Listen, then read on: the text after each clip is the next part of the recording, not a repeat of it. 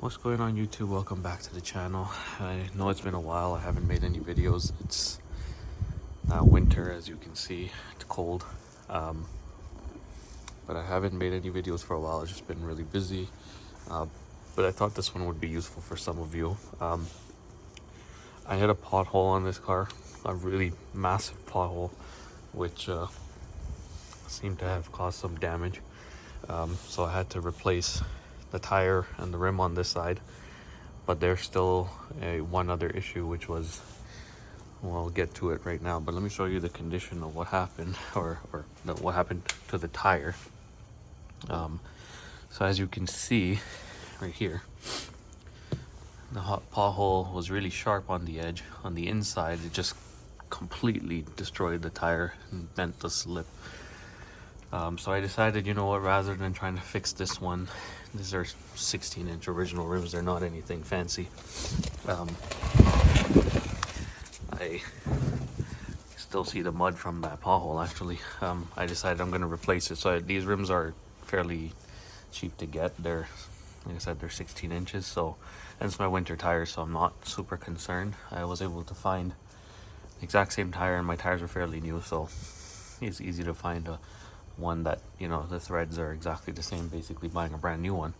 And I was able to find the rim for $50, but the car still has a suspension clunk. So let me actually drop the car back down, but it seems to have a clunk on this side, which was, there it is. And that's, I thought I blew something. I just completely obliterated my suspension or something, but I didn't.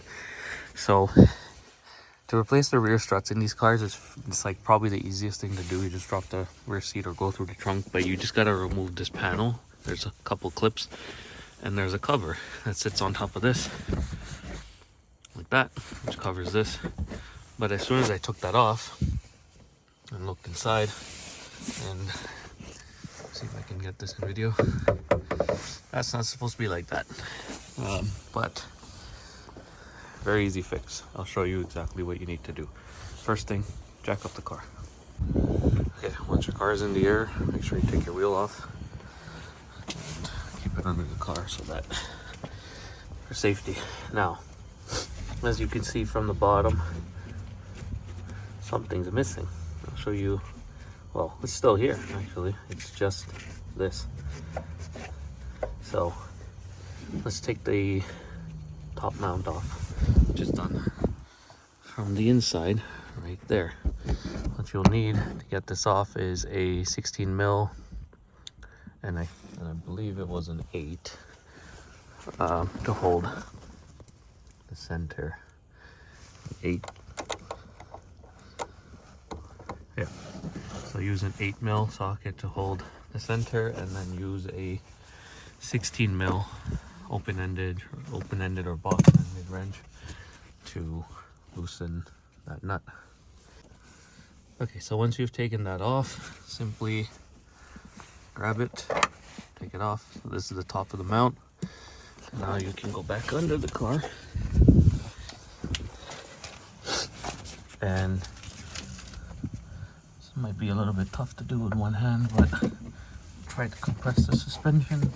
Okay, so what's actually broken, and I ended up buying a whole strut, but I don't really need it. These struts are in good shape. There's no problems with them. They're actually not old at all. You basically take this ring off, take this boot off, and that actually, these can be replaced if they're damaged. Mine's are, again, they're less than a year old, so I'm not going to replace them. What broke is this, as you can see. So this seems to have shattered right through the middle, and that's not how it's supposed to look. Let me show you how a new one looks. There we go. That's what a new one looks like. So there's the old, there's the new. As you can see, the center blew through. I guess this is the safest failing point. This is $13. It's really cheap to replace. To reassemble this, it's pretty easy. Make sure your dust boot cover is on. It's first thing that goes on. Second thing is your new, it's called a cup, absorber cup, I believe, on the site. But yeah, this is basically your bump stop cup that needs to go on, and that needs to sit here. Next thing to put on is your lower upper mount. So this thing, I got a new one. I know it's a little greasy, but it's because of my hands. Put that on. Then put your rubber boot on. Make sure that's seated nicely. Now, some people like to have this tied up. I would say if you really are, if you really care about that, zip tie it or something, or you can buy a new one. But yeah, it sits up in here. Anyhow, now you have something to grab on to push down. Pull this down as hard as you can. Push it to its back, and then just feed it back into the hole, just like that. And it's a good way to test your shock, whether if it's damaged or not. It should rise back up by itself. And that's it. Once that's in there, you can go ahead and install your new upper mount, if you got one. Yeah, just seat it on there, just like that. Start the threads by hand always. Okay, so start a few threads by hand. 16 mil. All right, ratchet. Start getting that on there, just like that.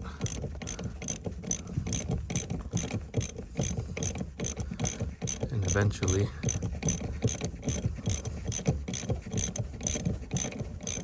what will happen is, there, now you have enough threads, or it's enough to, basically what will happen is eventually you'll notice that this nut and the hex will start spinning together, which you don't want. So you can now counter hold this with an 8 mil and use an open-ended wrench to turn this 16 in. Okay, so now the wheel's back on. As you can see, it's all installed under there. We're good. Sorry for the weird reflection. But yeah, now you can quite easily, as I said, you can use your, let me grab the wrench actually. I found this easy if you have a ratcheting wrench to do this. Hold the ratcheting wrench without dropping it, obviously. Hold the ratcheting wrench just like that, and then you can counter hold your 8 mil just like that, and then tighten this. 20 foot-pounds is not a lot, I'm gonna be honest. It's really just like a wrist. You don't need to over tighten these. I found that eventually this just stops against the chassis, so it's quite easy to tighten. And that's really it. Once this is tight to 20 foot-pounds, now double check underneath your car. My car is on stock right height, so it's really easy. But make sure you double check your bottom mount for the strut. That's sitting at 28 foot-pounds. And that's it. Bottom one's 17 mil, by the way. And that's all. That's really easy.